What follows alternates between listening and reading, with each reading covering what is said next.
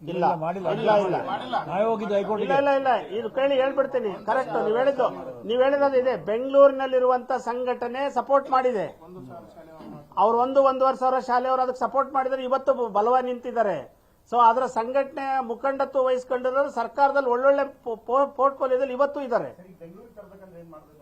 Sir ಬೆಂಗಳೂರಿಗೆ ಅಂತಲ್ಲ, ಅದು ಅಮೆಂಡ್ಮೆಂಟ್ ಅನ್ನ ವಾಪಸ್ ತೆಗಿಬೇಕು. ಇವರಿಗೆ ಬಡವರ ಬಗ್ಗೆ ಕಾಳಜಿ ಇದ್ರೆ, ಇಲ್ಲ ಅಂದ್ರೆ ನಮ್ಮ ಸುಪ್ರೀಂ ಕೋರ್ಟ್ ನಾವೇನ್ ಕೇಸ್ ಹಾಕಿದೀವಲ್ಲ ಅದು ಆಗ್ಬೇಕು, ಆರ್ಡರ್ ಆಗ್ಬೇಕು. ಇವೆರಡೇ ದಾರಿ ಇರೋದು. ಸೊ ಸಿದ್ದರಾಮಯ್ಯನವರು ನಾನು ಸಮಾಜವಾದ ಮತ್ತೆ ನಾನು ಬಡವರ ಪರ, ಬಡವರಿಗೋಸ್ಕರ ನಾನು ಕೆಲಸ ಮಾಡ್ತೀನಿ ಅನ್ನೋರು ಬಡವ್ರ ಮಕ್ಳು ಕಾಣ್ತಾ ಇಲ್ವಾ ಸಿದ್ದರಾಮಯ್ಯನವರಿಗೆ ಅಂತ ನಾನು ನಿಮ್ಮ ಮೂಲಕ ಹೇಳಕ್ ಇಚ್ಛಿಸ್ತೀನಿ. ಅದನ್ನ ಬರುತ್ತೆ ಅಂದ್ರೆ RTE ನಾವೇ ಓಪನ್ ಸ್ವಾಗತ ಮಾಡ್ತೀವಿ. ನಮಗೆ ಬೇಕು RTE.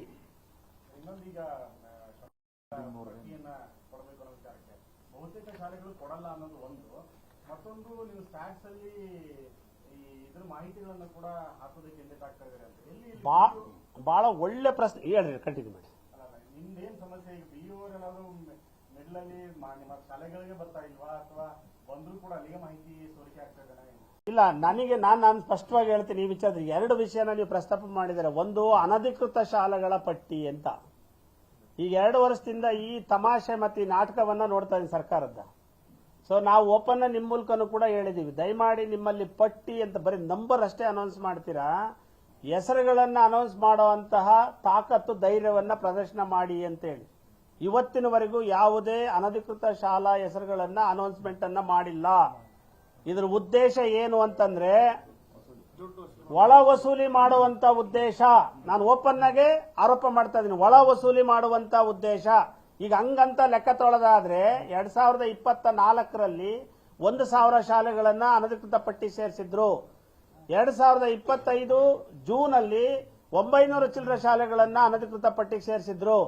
ಹಂಗಾರೆ ಮತ್ತೆ ಈಗ ಅನಧಿಕೃತ ಪಟ್ಟಿ ರಿಲೀಸ್ ಆಗುತ್ತೆ ಅಂದ್ರೆ ಹೆಸರು ಕೊಡಲ್ಲ, ಬರೀ ನಂಬರ್ ಕೊಡ್ತಾರೆ. ಇದ್ರ ಉದ್ದೇಶ ಏನು ಅಂತಂದ್ರೆ ಅವ ಯಾವ ಶಾಲೆಗಳು ಮುಚ್ಚಿಲ್ಲ, ಅದು ಇನ್ನೊಂದು ಹೇಳ್ಬಿಡ್ತೀನಿ, ಅವ ಯಾವ ಶಾಲೆಗಳು ಮುಚ್ಚಿಲ್ಲ, ಒಳ ಒಪ್ಪಂದಗಳಾಗಿದ್ದಾವೆ. ಅಂತ ಅಧಿಕಾರಿಗಳ ಮೇಲೆ ನಿರ್ದಾಕ್ಷಿಣ್ಯವಾಗಿ ಕ್ರಮವನ್ನು ಜರುಗಿಸಿ, ಇಲ್ಲ ಅಂದ್ರೆ ಹೆಸರನ್ನಾದ್ರೂ ರಿಲೀಸ್ ಮಾಡಿ. ಯಾಕೆ ಅಂತ ನಮಗೆ ಗೊತ್ತಾಗಬೇಕು ಅಂತ ಕೇಳಿದೀವಿ. ಖಂಡಿತವಾಗುವೆ ಅಲ್ಲೇ ಅಧಿಕಾರಿಗಳ ಜವಾಬನ್ನ ತುಂಬಿಸೋದಿಕ್ ಮಾಡುವಂತ ತಂತ್ರ ಅಂತೇಳಿ ನಾನು ಆರೋಪ ಮಾಡ್ತಾ ಇದ್ದೀನಿ. ಅಲ್ಲಿರುವಂತ ಅಧಿಕಾರಿಗಳ ಜೇಬನ್ನ ತುಂಬಿಸುವ ತಂತ್ರ, ಇದು ಬಹಳ ಸ್ಪಷ್ಟ ಆರೋಪ ನಂದು. ಆಮೇಲೆ ಅದಕ್ಕೆ ಸಾಕ್ಷಿ ನಿಮಗೆ ಗೊತ್ತಿದೆ. ಈಗ ಮೊನ್ನೆ ಲೋಕಾಯುಕ್ತರು ದಾಳಿ ಮಾಡಿದಾಗ ಬೆಂಗಳೂರು ಸೌತ್ DDPI ಆಫೀಸಿಗೆ ದಾಳಿ ಮಾಡಿದಾಗ ಅಧಿಕಾರಿಗಳು ಬಹಿರಂಗವಾಗಿ ಅವರು ಫೋನ್ ಪೇನಲ್ಲಿ ದುಡ್ಡನ್ನ ತಗೊಳ್ತಾ ಇದ್ದಾರೆ. ಇದನ್ನ ನಾನು 2023ರಲ್ಲಿ 40% ಕಮಿಷನ್ ಆರೋಪ ಮಾಡುವಾಗ ಸೊ ನಾನು ಕೂಡ ಸಾಕ್ಷಿಯನ್ನ ತೋರಿಸಿದ್ದೆ ಫೋನ್ ಪೇದ. ಸೊ ಅದು ಮತ್ತೆ ಬಹಿರಂಗ ಆಗಿದೆ, ಸ್ಪಷ್ಟ ಆಗಿದೆ. ಆಯ್ತಾ. ಇನ್ನೊಂದು ವಿಷಯವನ್ನ ನಾನು ನಿಮ್ಮ ಪ್ರಸ್ತಾಪ ಆಯ್ತು. ಸೊ ಮಾಹಿತಿಗಳನ್ನ ನೀವು ಆನ್ಲೈನ್ ಅಲ್ಲಿ ಅಪ್ಲೋಡ್ ಅನ್ನ ಮಾಡ್ತಾ ಇಲ್ಲ ಅಂತೇಳಿ. ಆನ್ಲೈನ್ ಅಲ್ಲಿ ನಮ್ಮ ಎಲ್ಲಾ ಮಾಹಿತಿಗಳನ್ನ ರಿನ್ಯೂವಲ್ ಆಗುವಾಗ ಅಪ್ಲೋಡ್ ಅನ್ನ ಮಾಡ್ತೀವಿ. ಓಕೆ. ಸೊ ಅದರಲ್ಲಿ ಫೀ ಸ್ಟ್ರಕ್ಚರ್ಸ್ ಅನ್ನ ಪ್ರಮುಖವಾಗಿ ನಾವು ದಿನಪತ್ರಿಕೆಗಳಲ್ಲಿ ನಾವು ನೋಡ್ತಾ ಇದೀವಿ. ಸೊ ಖಂಡಿತವಾಗೂ ನಾವು ಅಪ್ಲೋಡ್ ಅನ್ನ ಮಾಡ್ತೀವಿ. ಸೊ ಅಪ್ಲೋಡ್ ಮಾಡದೇ ಇರೋಂಥ ಶಾಲೆಗಳ ಮೇಲೆ ಸರ್ಕಾರ ಕ್ರಮವನ್ನು ಜರುಗಿಸೋದಕ್ಕೆ ಸಾವಿರಾರು ಜನ ಅಧಿಕಾರಿಗಳಿದ್ದಾರೆ. ಸೊ ನಿಮಗೊಂದು ಸ್ಪಷ್ಟ ಹೇಳಬೇಕು ಅಂತಂದ್ರೆ ಗೌರ್ಮೆಂಟ್ ಶಾಲೆಯಲ್ಲಿ ಪಾಠ ಮಾಡುವಂತ 6,000 ಶಿಕ್ಷಕರನ್ನ ತೆಗೆದು ನೀವು CRP ಮಾಡ್ಕೊಂಡಿದ್ದೀರಾ, ಅವರನ್ನ ಈ ದಾಖಲೆಗಳನ್ನು ವೆರಿಫಿಕೇಶನ್ ಮಾಡಕ್ ಹಾಕೊಂಡಿದ್ದೀರೋ ಅಥವಾ ವಸೂಲಿಗೆ ಹಾಕೊಂಡಿದ್ದೀರೋ ಅಂತೇಳಿ ನಾವು ಸುಮಾರು ಸಾರಿ ಕೇಳಿದೀವಿ. ಅವ್ರ ಕೆಲಸ ಏನು ಅಂತಂದ್ರೆ ಖಾಸಗಿ ಶಾಲೆಗಳಿಗೆ ಹೋಗ್ಬಿಟ್ಟು ವಂತಿಕೆಯನ್ನ ಅಂದ್ರೆ ಎಕ್ಸ್ಟಾರ್ಷನ್ ವಸೂಲಿ ಮಾಡ್ಕೊಂಬಂದು BEO ಕೊಡುವಂತ ಕೆಲಸಗಳನ್ನ ಮಾಡ್ತಾ ಇದ್ದಾರೆ. ಹಾಗಾಗಿ ಶಿಕ್ಷಣದ ಗುಣಮಟ್ಟ ರಾಜ್ಯದಲ್ಲಿ ಅಧೋಗತಿಗೆ ದಾರಿ ತಪ್ಪಿ ಅಳಿ ತಪ್ಪಿ ಹೋಗ್ತಾ ಇರೋದು. CRPಗಳು, BEOಗಳು ಮತ್ತೆ DDPIಗಳು ಸಾಕ್ಷಿ ಸಮೇತ ಕೊಟ್ಟಿದ್ದೀವಿ. ಸೊ ಇಲ್ಲೂ ಕೂಡ ನಿರೂಪಿತ ಆಗಿದೆ ಲೋಕಾಯುಕ್ತರು ದಾಳಿ ಮಾಡಿದಾಗಲೂ ಕೂಡ. ಸೊ ಭ್ರಷ್ಟಾಚಾರ ತಾಂಡ ಆಡ್ತಾ ಇದೆ ಶಿಕ್ಷಣ ಇಲಾಖೆಯಲ್ಲಿ.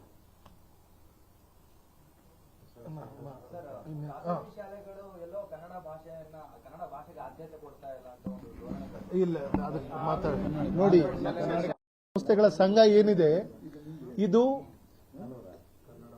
ಕನ್ನಡ ಪ್ರಿಯರ ಮತ್ತು ಕನ್ನಡ ಭಾಷೆ ನುಡಿಗಾಗಿ ಸ್ಥಾಪಿತ ಆಗಿರುವಂತ ಇದು ಪ್ರತಿಯೊಂದು ಕಡೆನೂ ಕನ್ನಡ ಮಾಧ್ಯಮಕ್ಕೆ ಅನುದಾನಕ್ಕೆ ಒಳಪಡಿಸಬೇಕು. 1995ಕ್ಕೆ ನೀವು ನಿಲ್ಲಿಸಿದ್ದೀರಿ. ನಂತರ ದಿನಗಳಲ್ಲಿ ನೀವು ಕನ್ನಡ ಮಾಧ್ಯಮ ಶಾಲೆಗಳಿಗೆ ನೀವು ಅನುದಾನ ಕೊಡಬೇಕು, ಕನ್ನಡ ಶಾಲೆಗಳನ್ನ ಉದ್ಧಾರ ಮಾಡಬೇಕು. ಜೊತೆಗೆ ನೀವು ಎಲ್ಲಂದ್ರೆ ಅಲ್ಲಿ ಗ್ರಾಮಾಂತರ ಪ್ರದೇಶಗಳಲ್ಲಿ KPS ಶಾಲೆ ಅಂತ ಹೇಳ್ಕೊಂಡು ಕನ್ನಡ ಶಾಲೆಗಳು ಮುಚ್ಚುತ್ತಾ ಇದ್ದೀರಿ. ಇದು ಖಂಡನೀಯ ಅಂತ ಹೇಳಿದಂತ ಒಂದೇ ಒಂದು ಸಂಘಟನೆ ಅಂದ್ರೆ ಇದು ಕೃಪಾ ಸಂಘಟನೆ. ಈಗ ಉದಾಹರಣೆಗೆ ಅಧಿಕಾರಿಗಳ ಹೆಸರು ಸಮೇತ ತಮ್ಗೆ ಹೇಳಲಿಕ್ಕೆ ಇಷ್ಟಪಡ್ತೀನಿ. ಬೆಂಗಳೂರು ಗ್ರಾಮಾಂತರ ಜಿಲ್ಲೆಯಲ್ಲಿ 40 ವರ್ಷಗಳ ಹಿಂದೆ ಒಂದು ಶಾಲೆ ಪ್ರಾರಂಭ ಆಗುತ್ತೆ. 4,000 ಮಕ್ಕಳು ವಿದ್ಯಾಭ್ಯಾಸ ಮಾಡ್ತಾ ಇರ್ತಾರೆ. ಮಕ್ಕಳು ಕಡಿಮೆ ಸರ್ಕಾರಿ ಶಾಲೆಯಲ್ಲಿ ಮುಚ್ಚಿಬಿಡ್ತಾರೆ ಅಂತ ಹೇಳ್ತಾ ಇದ್ದೀರಿ. ಆದ್ರೆ ಸೇವಾ ಭಾವನೆಯಿಂದ ನೋಡಿ, ಅಲ್ಲಿ ಒಬ್ಬ ಹಿರಿಯರು ಕುಂತಿದ್ದಾರೆ. ಬನ್ನಿ ಸರ್, ಗುಪ್ತಾ ಸರ್ ದಯಮಾಡಿ ಬನ್ನಿ. ಅವರು 40 ವರ್ಷಗಳಿಂದ ಒಂದು ಶಾಲೆ ನಡೆಸ್ತಾ ಇದ್ದಾರೆ. ಅನುದಾನಿತ ವಿಭಾಗ ಇದೆ, ಅನುದಾನ ರಹಿತನೂ ಇದೆ, CBSEನೂ ಇದೆ. ಅಲ್ಲೇ ಬೈಲಾಂಜನಪ್ಪ ಅನ್ನೋ ಒಬ್ಬರು BO ಆಗಿರ್ತಾರೆ. 40 ವರ್ಷಗಳ ಅವಧಿಯಲ್ಲಿ ಅವರೊಂದು 5 ವರ್ಷಗಳು BO ಆಗಿದ್ದಾಗ ಅಪ್ಡೇಟ್ ರಿನ್ಯೂವಲ್ಸ್ ಕೊಡ್ತಾರೆ. ಆದರೆ ಅದೇ ವ್ಯಕ್ತಿ DDPI ಅಲ್ಲಿ ಬರ್ತಾನೆ. ಅವ್ರ ಹತ್ರ ಬಂದು ನೀವು ನಾನು ಈಗ BO ಅಲ್ಲ, ನಾನು DD, ನಂದು ರೇಟ್ ರೈಸ್ ಆಗಿದೆ, ನೀವು ನನಗೆ ದುಡ್ಡು ಕೊಡಬೇಕು ಅಂತ ಕೇಳಿದಾಗ ಅವರು ತಿರಸ್ಕಾರ ಮಾಡ್ತಾರೆ. ನಾನು ಬಡ ಮಕ್ಕಳಿಗೆ ಶಿಕ್ಷಣ ಕೊಡ್ತಾ ಇದ್ದೀನಿ, ಅವರಿಗೆ ಜೀವನ ಪೂರ್ತಿ ಅವರು ಇದುವರೆಗೂ ಸಹಿತ 85 ವರ್ಷಗಳ ವಯಸ್ಸವರಿಗೆ ಮದುವೆ ಇಲ್ಲ, ಮಕ್ಕಳೆಲ್ಲ ಶಾಲೆನೇ ದೇವಸ್ಥಾನ ಅನ್ಕೊಂಡು ಮಾಡ್ತಾ ಇರ್ತಾರೆ. ಆ ಶಾಲೆನ ನೋಡಿ ಅವರು ಬನ್ನಿ ಸರ್, ಇಲ್ಲೇ ಬನ್ನಿ. ಇವ್ರ ಶಾಲೆನ ರಿಕಾಗ್ನೈಸ್ ಅಂತ ಮಾಡ್ತಾರೆ. ಅಂದ್ರೆ ಅವ್ರು ಹೇಳ್ತಾರೆ, ಯಾಕೆ ಸ್ವಾಮಿ ಮಾಡಿದ್ದೀರಿ ಅಂದ್ರೆ ನೀವು ನಮಗೆ ಸ್ಪಂದಿಸಲಿಲ್ಲ ರೀ. ಇದೇ BO ಆಗಿದ್ದಾಗ ಅಪ್ಡೇಟ್ ರಿನ್ಯೂವಲ್ಸ್ ಕೊಡ್ತಾರೆ. ಆದ್ರೆ ಅದೇ ಬೈಲಾಂಜನಪ್ಪ ಅನ್ನೋ ಬೆಂಗಳೂರು ಗ್ರಾಮಾಂತರದ DDPI ಬರೀ ಈ ಒಂದು ಅಕ್ರಮ ಹಣಕ್ಕೋಸ್ಕರ ಇದನ್ನ ಮಾನ್ಯತೆ ನವೀಕರಿಸಿಕೊಡೋದಿಲ್ಲ. ಇವರು 2 ವರ್ಷಗಳಿಂದ ಮಾನ್ಯತೆ ನವೀಕರಣಕ್ಕೆ ಆಗ್ತಾ ಇರ್ತಾರೆ, ತಿರಸ್ಕಾರ ಮಾಡಿ ಹೊಡಿತಾರೆ. ಆಮೇಲೆ ರಿಕಾಗ್ನೈಸ್ ಮಾಡ್ತೀನಿ ನೀವು ಮತ್ತೆ ಹಾಕಿದ್ರೆ ಅಂತಾರೆ. ಇವ್ರೇನ್ ಮಾಡ್ತಾರೆ, ನ್ಯಾಯಾಲಯಕ್ಕೆ ಹೋಗಿ ಹೈಕೋರ್ಟ್ ಅಲ್ಲಿ ಸ್ಟೇ ತರ್ತಾರೆ. ಸ್ಟೇ ಬಂದು 3 ವರ್ಷ ಆದ್ರೂ ಆಗ ನ್ಯಾಯಾಲಯಕ್ಕೆ ಆತನ ಗೌರವ ಕೊಡೋದಿಲ್ಲ. ಆ ಸ್ಟೇ ಇದ್ರೂ ಸಹಿತ ಮಾನ್ಯತೆ ನವೀಕರಣ ಮಾಡೋದಿಲ್ಲ. ಇಂಥ ಅಧಿಕಾರಿನ ಏನಂತೀರಿ?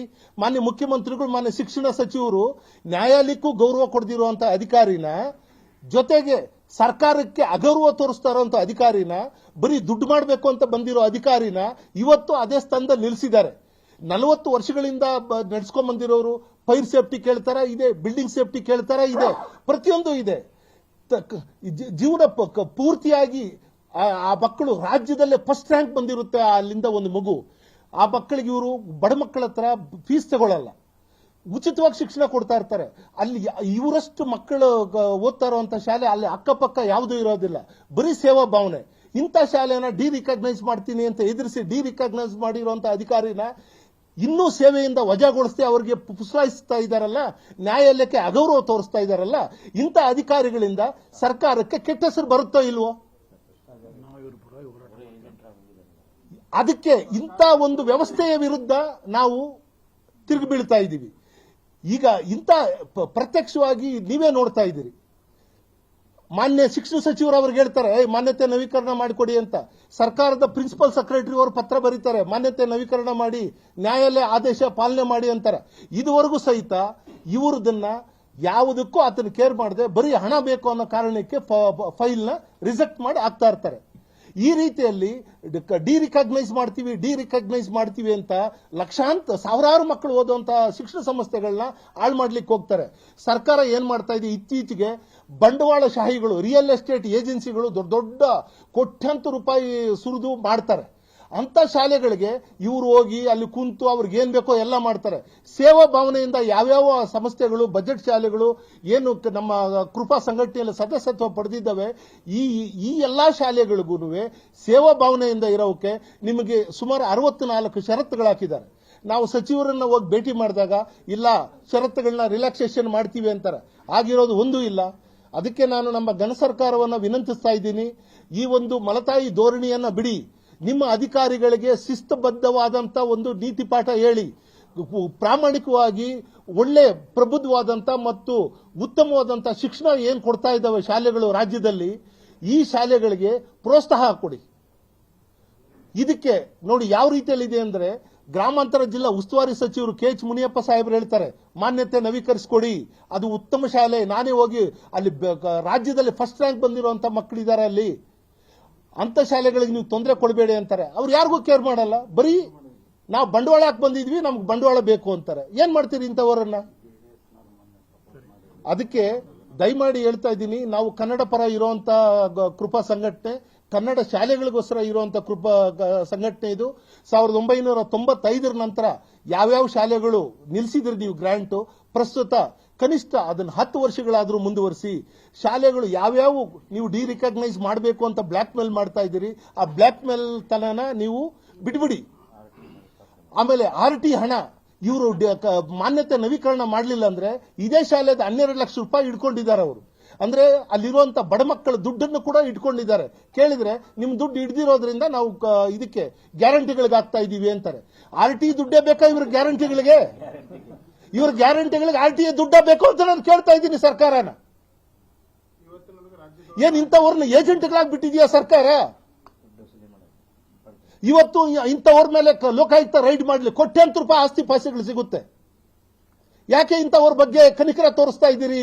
ಅಧಿಕಾರಿಗಳ ಬಗ್ಗೆ ನೀವು, ಅಧಿಕಾರಿಗಳಿದ್ದಾರೆ ಪ್ರಾಮಾಣಿಕರು, ಪ್ರಾಮಾಣಿಕತೆಗೆ ಪ್ರತಿರೂಪ ಆಗಿರುವಂತ ನಮ್ಮ ಪ್ರಿನ್ಸಿಪಲ್ ಸೆಕ್ರೆಟರಿನೇ ಇದ್ದಾರೆ. ಆದ್ರೆ ಅವ್ರು ಇದ್ರೂ ಕೂಡ ನಮ್ಮ ಎಲ್ಲೋ ರಾಜಕಾರಣಿಗಳು ಕೆಲವರು ಇಂಥ ಅಧಿಕಾರಿಗಳ ಹತ್ರ ಬಿಡ್ತಾ ಇದ್ದಾರೆ, ಸಾಕೊಂಡಿದ್ದಾರೆ. ನಮ್ಮ ಹೋರಾಟ ಯಾವ ಯಾವ ಭ್ರಷ್ಟರ ವಿರುದ್ಧ ನಮ್ಮ ಹೋರಾಟ ಆಗಿರುತ್ತೆ. ಇದೆ ಕೇಳಿ, ಇಲ್ಲೇ ಇದ್ದಾರೆ ಕೇಳಿ. RT ಹಣ ಅಲ್ಲಿದೆ, ಇಲ್ಲಾಂದ್ರೆ ಯಾಕೆ ಕೊಡ್ಲಿಲ್ಲ? RT ಹಣ ಯಾಕೆ ಬಿಡುಗಡೆ ಮಾಡಲಿಲ್ಲ? ಮಾನ್ಯತೆ ನವೀಕರಣ ಒಂದು ಬ್ಲಾಕ್ ಮೇಲ್ ತಂತ್ರ ಇಟ್ಕೊಂಡು RT ಹಣ ನಿಲ್ಲಿಸ್ಬಿಡ್ತಾರೆ. ಹೌದು, ಅಲ್ಲೇ ಇದ್ದಾರೆ. BO ಆಗು ಅಲ್ಲೇ ಇದ್ರು, DDP ಆಗು ಅಲ್ಲೇ ಇದ್ದಾರೆ. RT ವಿಚಾರದಲ್ಲಿ ಸುಮಾರು ಅಮೌಂಟ್ ಏನೈತಿ ಕೊಡಾಕತ್ತಿಲ್ಲ, ಅವರೇ ಏನೈತಿ ಮೀಟಿಂಗ್ ಪ್ರೆಸ್ ಮೀಟ್ ಮೂಲಕ ರಾಜ್ಯದ ಜನರಿಗೆ ಹೇಳ್ರಿ ಅಂತ ಹೇಳ್ತಾ ಇದ್ದಾರೆ. ವಿಷಯ ಇಷ್ಟೇ, ಸುಮಾರು 500 ರಿಂದ 600 ಕೋಟಿ ಹಣ ಸ್ವಾಮಿ ವಿವೇಕಾನಂದ ಶಾಲೆ ಅಂತ RT ಶುಲ್ಕ ಮರುಪಾವತಿ ಇದೆಯಲ್ಲ, ಸುಮಾರು 500 ರಿಂದ 600 ಕೋಟಿ ಹಣ ಬಾಕಿ ಇದೆ ಖಾಸಗಿ ಶಾಲೆಗಳಿಗೆ ಕೊಡುವಂತದ್ದು. ಕಳೆದ 4 ವರ್ಷದಿಂದ ಸರ್ಕಾರಕ್ಕೆ ಒತ್ತಾಯ ಮಾಡ್ತಾ ಇದೀವಿ. ಸೊ ಒಂದಿಷ್ಟು ಬಿಡಿಗಾಸು ಕೊಡುವಂತ ಕೆಲಸ ಮಾಡ್ಕೊಳ್ತಾ ಈಗ ಸುಮಾರು 400 ರಿಂದ 500 ಕೋಟಿ ಬ್ಯಾಲೆನ್ಸ್ ಇದೆ. ಇನ್ನು ಪ್ರತಿ ವರ್ಷ 700 ಕೋಟಿ ಕೊಡಬೇಕಾಗಿತ್ತು, ಇವಾಗ ಕಡಿಮೆ ಆಗಿದೆ ಸಂಖ್ಯೆ, ಮಕ್ಕಳ ಸಂಖ್ಯೆ. ಸೊ ಹಾಗಾಗಿ ಅಮೌಂಟ್ 400 ಚಿಲ್ಲರ ಕೋಟಿ ಇದೆ ಬ್ಯಾಲೆನ್ಸ್. ಈ ವರ್ಷದ ಕೊಟ್ಟು ಕೂಡ ಹಳೆದಿದೆ. ಈಗ ಹೊಸದಾಗಿ 2022 ನಾವು ಕೊಡ್ತೀವಿ ಅಂತ ಹೇಳ್ತಾರೆ, ಆದ್ರೆ ಅಧಿಕಾರಿಗಳು ಯಾರು ಕೂಡ ಆ ಫೈಲ್ ಮೂವ್ ಆಗೋದಕ್ಕೆ ಬಿಡೋದಿಲ್ಲ. ಸೊ ಅಲ್ಲೇ ಇಟ್ಕೊಳ್ತಾರೆ. ಹಂಗಾಗಿ ಬಾಕಿ 400 ರಿಂದ 500 ಕೋಟಿ ಇದೆ. ಆ ಹಣ ಇವತ್ತು ಕೂಡ ರಿಲೀಸ್ ಮಾಡಕ್ಕೆ ರೆಡಿ ಇಲ್ಲ. ಯಾಕೆ ಅಂದ್ರೆ ಆ ಹಣಕಾಸಿನ ತೀರಾ ವರ್ಸ್ಟ್ ಕಂಡೀಷನ್ಗೆ ಸರ್ಕಾರ ಹೋಗಿದೆ ಅನ್ನೋದಕ್ಕೆ ಇದೊಂದು ದಿಕ್ಸೂಚಿ. ಅದ್ರ ಜೊತೆಗೆ ಇದು ಹಣ ಬೇರೆ ಯಾರ್ದು ಅಲ್ಲ, ಬಡ ಮಕ್ಕಳಿಗೆ ಶಿಕ್ಷಣ ಕೊಡುವಂತ ಹಣ. ಸೊ ಇವ್ರಿಗೆ ಬಡ ಮಕ್ಕಳಿಗೆ ಶಿಕ್ಷಣ ಕೊಡೋ ಹಣನೂ ಸಹಿತ ಇವ್ರಿಗೆ ಬೇಕಾ, ಸರ್ಕಾರಕ್ಕೆ ಬೇಕಾ ಅನ್ನೋದು ನನ್ನ ಪ್ರಶ್ನೆ. ಸೊ ಇದು ವಿಷಯ. ಸ್ವಾಮಿ ವಿವೇಕಾನಂದ ಶಾಲೆ ಹೊಸಕೋಟೆ. ಸೊ ಹಾಗಾಗಿ ನಮ್ಮ ಹೋರಾಟಕ್ಕೆ ನಿರಂತರವಾಗಿ ಕಳೆದ 5 ವರ್ಷಗಳಿಂದ ಸಪೋರ್ಟ್ ಮಾಡ್ಕೊಂಡು ಬಂದಿದ್ದೀರಾ. ನಿಮ್ಮೆಲ್ಲರಿಗೂ ವಂದಿಸ್ತಾ, ಅದ್ರ ಜೊತೆಗೆ ಇನ್ ಮುಂದೆ ನಮ್ಮ ಹೋರಾಟ ಕಂಟಿನ್ಯೂ ಆಗುತ್ತೆ. ಸೊ ನಿಮ್ಮ ಸಪೋರ್ಟ್ ಇರಲಿ ಅಂತ ಕೇಳ್ಕೊಳ್ತಾ ನಾವು ಮಾತುಗಳನ್ನ ಮುಗಿಸ್ತೀವಿ. ಧನ್ಯವಾದ. ಮುಂದಿನ ದಿನಗಳಲ್ಲಿ ಸರ್ಕಾರ ಎಚ್ಚೆತ್ತುಕೊಳ್ಳಿಲ್ಲ ಅಂದ್ರೆ ಭೋಜೇಗೌಡರು, ಜನತಾದಳದ MLC ಭೋಜೇಗೌಡರು ನಮ್ಮ ಸಂಘಟನೆಯ ಪರವಾಗಿ ಸೊ ಒಂದು ದೊಡ್ಡ ಧ್ವನಿಯನ್ನು ಎತ್ತಿದ್ದಾರೆ. ಸೊ ನಮ್ಮ ಸಂಘಟನೆಗೆ ಮಹಾಪೋಷಕರು ಮತ್ತೆ ಬೆಂಬಲಿಗರು ಅಂತ ಹೇಳೋದಕ್ಕೆ ನಾವು ಇಚ್ಛಿಸ್ತೀವಿ. ಅವ್ರಿಗೆಲ್ಲರಿಗೂ ಕೂಡ ಅವರಿಗೆ ನಮ್ಮ ಅಭಿನಂದನೆಗಳನ್ನ ಸಲ್ಲಿಸೋದಕ್ಕೆ ಇಚ್ಛಿಸ್ತೀವಿ.